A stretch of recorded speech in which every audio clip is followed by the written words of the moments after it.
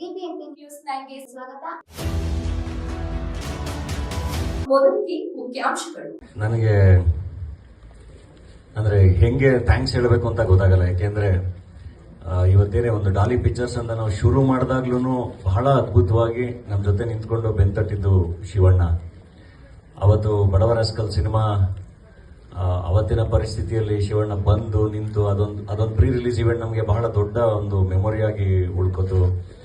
And ಅಲ್ಲಿಂದ ಅದಕ್ಕಿಂತ ಮುಂಚೆನೂ ಅಷ್ಟೇ, ನಾನು ಫಸ್ಟ್ ಹೋಗಿ ಹಿಂಗೆ ಶುರು ಮಾಡ್ತಿದ್ದೀನಿ ಇಂದಾಗ್ಲೂ ಅಣ್ಣ ನಾನು ಈ ತರ ಒಂದು ಹಾಕೊಂಡು ಮಾಡ್ತೀನಿ, ನೀವು ಅರ್ಪಿಸ್ಬೇಕು ಸಿನಿಮಾ ಅಂತಾರೆ, ಹಾಕೊಳ್ಳೋ ಮಾತು ಒಳ್ಳೇದಾಗ್ಲಿ ಹಾಕೋ ಅಂತ. ಸೊ ಬಡವರ ರಾಸ್ಕಲಲ್ಲಿ ಪ್ರತಿ ಸಿನಿಮಾ ಅಂದ್ರೆ ನನಗೆ ನಮ್ಮ ಪುನಿ ಎಲ್ಲರೂ ಹೇಳ್ತಾ ಇದ್ರು, ಅಂದ್ರೆ ಪ್ರತಿದಿನದ ಕಲೆಕ್ಷನ್ ಅದೇನೋ ಅವನೇ ಪ್ರೊಡ್ಯೂಸ್ ಮಾಡ್ಕೊಂಡಿದ್ದಾನೆ, ಚೆನ್ನಾಗಾಗ್ಬೇಕು ಅದೇನಾಯ್ತು ಕೇಳು ಅಂತ ಹೇಳಿ. ಕೊನೆಗೆ ನಾನು ಇಲ್ಲಿ ಸಿನಿಮಾ ಪ್ರಮೋಷನ್ಸ್ ಅಲ್ಲಿ ಬಿಸಿ ಇದ್ದೆ. ಮೈಸೂರಲ್ಲಿ ಅವ್ರು ನಾನು ಇರ್ಲಿಲ್ಲ, ಬಟ್ ಶಿವಣ್ಣ ಹೋಗಿ ಸಿನಿಮಾ ನೋಡಿ ಸಿನಿಮಾನ ಪ್ರಮೋಟ್ ಮಾಡ್ಕೊಟ್ಟಿದ್ರು.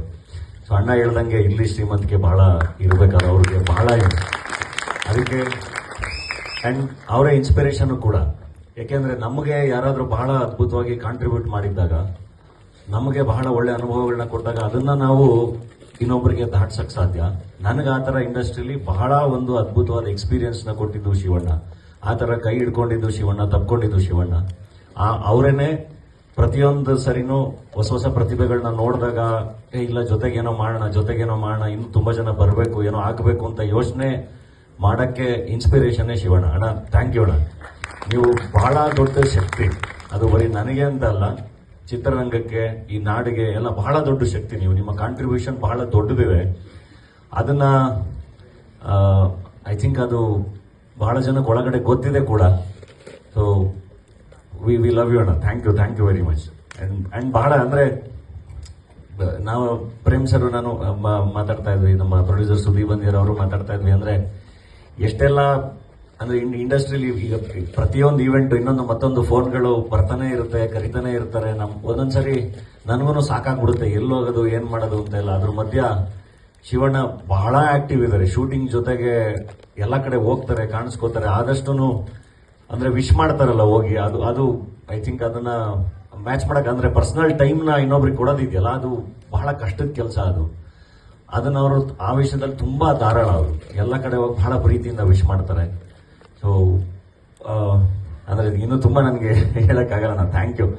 ಅಂಡ್ ಪ್ರೇಮ್ ಸರ್ ಅವರು ಅಷ್ಟೇ, ಯಾವಾಗಲೇ ಏನಕ್ಕೆ ಫೋನ್ ಮಗನೇ ನಾನು ಟಗರು ಪಲ್ಯಾಗೆ ಬಡವರ ಸ್ಕಲಲ್ಲೂ ಅಷ್ಟೇ ಆಡಿಯೋ ಸಾಂಗ್ಗಳು ಇದಾದಾಗ ಫೋನ್ ಮಾಡಿ, ಮನೆ ಸಾಂಗ್ಗಳು ಚೆನ್ನಾಗಿ ಸೂಪರ್ ಹಿಟ್ ಒಳ್ಳೇದಾಗುತ್ತೆ ಅಂತ. ಅಂಡ್ ಟಗರು ಪಲ್ಯಾಗ ಒಂದು ಹಾಡು ಆಡ್ಸಕ್ಕೆ ಸಂಬಂಧ ಅನ್ನೋ ದೊಡ್ಡದಕ್ಕನ ಅಂತ ಬಂದ್ಬಿಟ್ಟು ಆಡಿ, ಅಲ್ಲ ಇದು ಸಾಂಗ್ ಆಡೋದಕ್ಕೆ ಅದು ಏನಾದ್ರು ಮನೆ ಏನಿದು ನೀನು ಈ ತರ ಎಲ್ಲ ನಿನ್ ಸಂಬಂಧದ ಬಗ್ಗೆ ಆಡ್ ಬರ್ಬಿಟ್ಟು ನೀನು ಇಲ್ಲಿ ವ್ಯವಹಾರ ಮಾತಾಡ್ತಾ ಇದೀಯ, ನೀನು ನನ್ನ ಖುಷಿಗೆ ಆಡಿರೋದು, ಇದು ಸೂಪರ್ ಹಿಟ್ ಆಗುತ್ತೆ ಪಿಕ್ಚರ್, ಇದು ನೋಡು ಅಂತೇಳಿ ಅವಾಗ್ಲೂ ವಿಶ್ ಮಾಡೋಗಿದ್ರು. ಬಹಳ ಚೆನ್ನಾಗಿತ್ತು. ಅಂಡ್ ಇವತ್ತು ಇಬ್ರು ಬಂದು ಒಟ್ಟಿಗೆ ವಿಶ್ ಮಾಡ್ತಿದ್ದಾರೆ ಜೇಸಿಗೆ. ಅಂಡ್ ಅವ್ರು ಹೇಳ್ದಂಗೆ ಜೇಸಿ ದ ಯೂನಿವರ್ಸಿಟಿ ಅಂತ ಹಾಕಿರೋದು ಜೈಲು ಇವತ್ತು ಬಹಳ ಡಿಸ್ಕಷನ್ ಇದೆ, ಬೇರೆ ಬೇರೆ ಕಾರಣಗಳಿಗೆ ಅಲ್ಲಿನ ವ್ಯವಸ್ಥೆ ಬಗ್ಗೆ.